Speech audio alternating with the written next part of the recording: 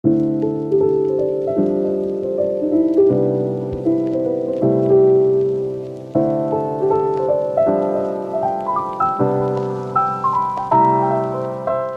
semuanya, selamat datang di Biologi lagi dan lagi bersama saya Andika Muhammad Aziz. Oke teman-teman, kali ini pada pertemuan sekarang kita akan membahas salah satu sistem yang ada pada tubuh manusia. Selain sistem imun, sistem koordinasi, dan sistem pencernaan yang sudah kita pelajari di pertemuan sebelumnya. Hari ini kita akan lanjutkan dengan salah satu sistem baru, yaitu sistem reproduksi. Untuk itu, bagi teman-teman, siapkan alat tulisnya ya. Kita akan belajar sama-sama. Let's go!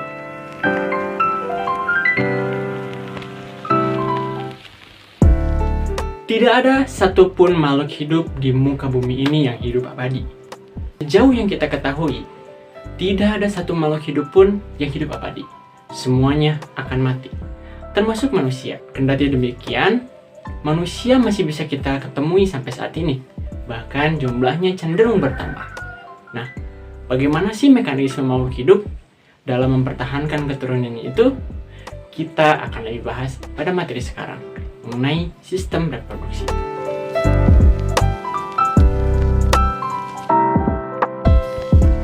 Secara garis besar teman-teman, sistem reproduksi ini merupakan sekumpulan alat atau organ dalam tubuh kita atau tubuh makhluk hidup yang bertujuan untuk menghasilkan keturunan. Materi kali ini kita akan berfokus pada struktur organ dan juga hormon yang bekerja pada sistem reproduksi manusia.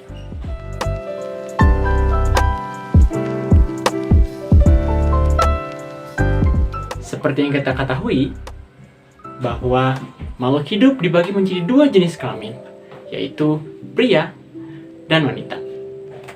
Keduanya memiliki struktur yang berbeda, namun memiliki satu fungsi yang sama, yaitu menghasilkan sel gamet.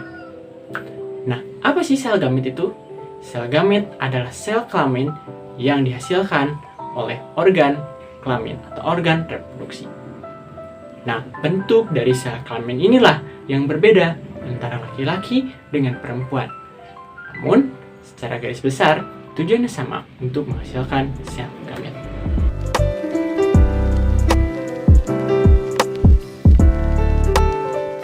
Baik, kita akan lanjut pembahasan kita membahas struktur organ reproduksi pada manusia. Kita akan membahas mengenai struktur organ reproduksi pria terlebih dahulu.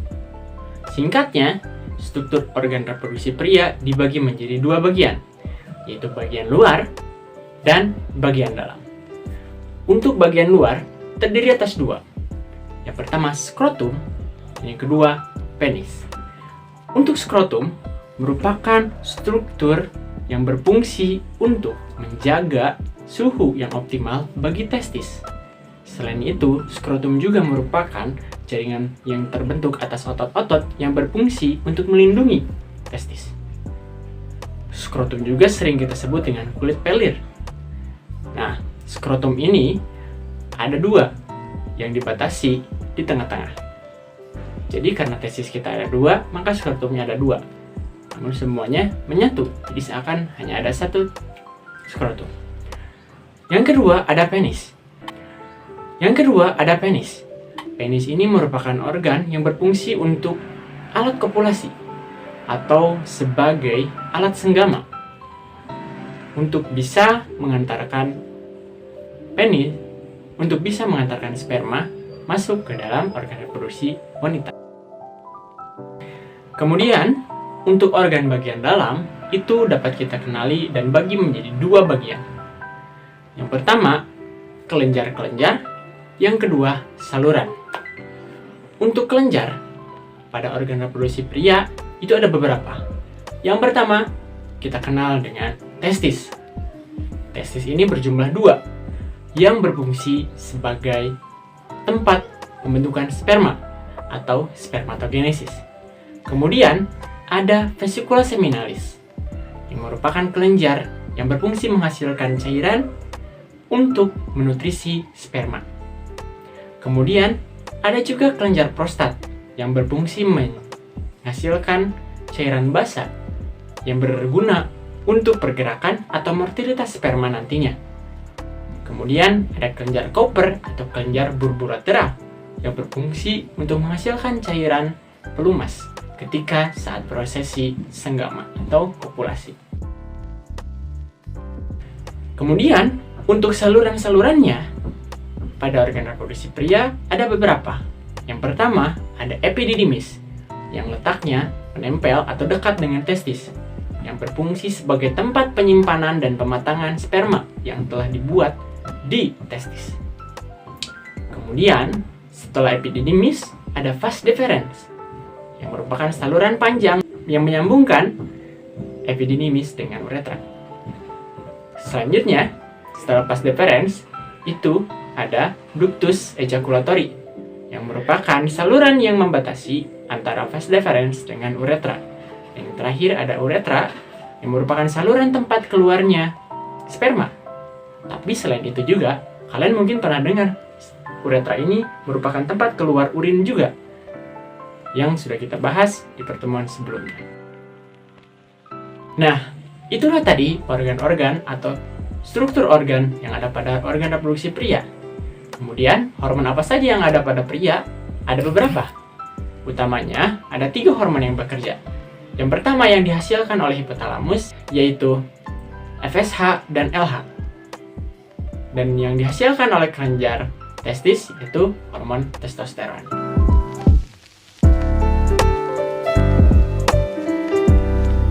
Baik, selanjutnya kita akan bahas mengenai struktur organ reproduksi pada wanita. Sama seperti pria, organ reproduksi wanita juga terbagi atas 2 bagian, yaitu bagian luar dan bagian dalam. Untuk bagian luar ini, organ reproduksi wanita cenderung lebih banyak, terdiri atas labia mayora, labia minora, klitoris, kemudian himen, dan juga mons pubis atau tulang kelamin. Sedangkan untuk bagian dalamnya, organ reproduksi wanita terdiri atas ovarium yang berfungsi untuk menghasilkan sel telur atau ovum, kemudian oviduk atau tuba Fallopi sebagai tempat bertemunya sperma dengan sel telur atau sebagai tempat terjadinya fertilisasi. Kemudian ada uterus atau rahim yang di dalamnya terdapat struktur yang disebut endometrium sebagai tempat untuk penanaman hasil fertilisasi atau untuk perkembangan janin selanjutnya. Kemudian ada serviks atau rehel rahim yang merupakan pembatas antara rahim atau uterus dengan vagina. Dan yang terakhir ada vagina, merupakan organ kopulasi sebagai tempat untuk mengeluarkan sperma dari organ reproduksi pria. Sedangkan hormon-hormon yang bekerja pada organ reproduksi wanita ini cukup banyak. Namun yang paling penting untuk diketahui ada 4. Yang pertama yang dihasilkan oleh hipotalamus, yaitu LH dan FSH. Kemudian dihasilkan oleh ovarium, ada estrogen dan progesteron. Nah teman-teman, itu saja mungkin untuk pembahasan kita kali ini mengenai organ reproduksi pada pria dan wanita. Untuk selanjutnya, kita akan jauh membahas mengenai pembentukan sel gamet itu sendiri, atau yang sering kita sebut sebagai gametogenesis, yang terdiri atas 2, yaitu spermatogenesis dan oogenesis. Untuk pembahasan lebih lanjutnya, kita akan bertemu di video selanjutnya. Jangan lupa belajar, dan catat hal-hal yang penting, dan tentu saja, jangan lupa membaca. Terima kasih, sampai berjumpa di video selanjutnya.